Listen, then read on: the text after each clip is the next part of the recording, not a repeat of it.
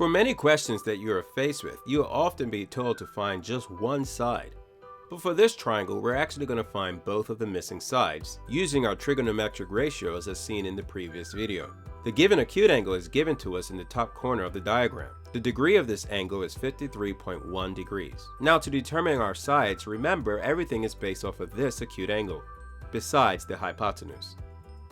The side directly opposite the angle is called the opposite side because it's directly opposite the angle. The vertical side of the triangle is called adjacent because it's right next to the angle. Now that we have determined what the name of the sides are, we can use our trigonometric ratios to solve for our missing sides. If you remember, we only need two sides at one time and one angle. And so when we look at this, if we want to try to find the adjacent, well, since we're looking for the adjacent angle and we've been given the hypotenuse, we can actually use cosine because cosine involves adjacent and hypotenuse. Since we've been given the value of the acute angle, we can go ahead and substitute it in for theta. So we have cosine of 53.1 degrees is equal to our adjacent, which I denoted with the letter A, divided by our hypotenuse, which is 15. Now we have a basic equation set up and we can solve for our variable A. By using algebra, we can isolate the variable A by doing the opposite operation that it's involved in, which is division. The opposite of division is multiplying, so we can multiply both sides by 15 so that our equation stays balanced. If you want to see more videos about solving equations, simply click the link that is provided to watch more videos on how to solve equations. Once we multiply on both sides by 15, our 15 will cancel on the right side, leaving us with just A. If we rearrange it so that our variable A is first and our expression 15 times cosine 53.1 degrees is second, then we have a simple equation that we can solve in our calculator. Once you get your calculator answer, you can round it to the nearest whole number for this question, and we would have A is equal to 9 centimeters. In order to find our opposite side, we can utilize one of the other trigonometric ratios. Because we're trying to find the opposite side now, we can use opposite and hypotenuse. Using opposite and hypotenuse would be the sine function. So we have sine theta is equal to opposite over hypotenuse.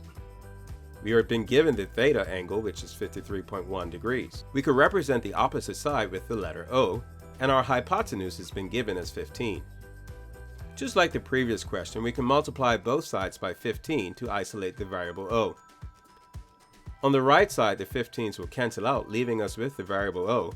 We could rearrange it to put the O in the front, just to make it look a little bit more presentable, and then multiply 15 times sine 53.1 degrees in your calculator. Remember to make sure that your calculator is set into the degree mode. Now you can round your answer to the nearest whole number of 12 centimeters. And now we have all the sides of our right triangle. Some of you might have seen that you could have used tangent as well, so I'll do that really fast. You could have also found that opposite side by using opposite and adjacent, since adjacent was given.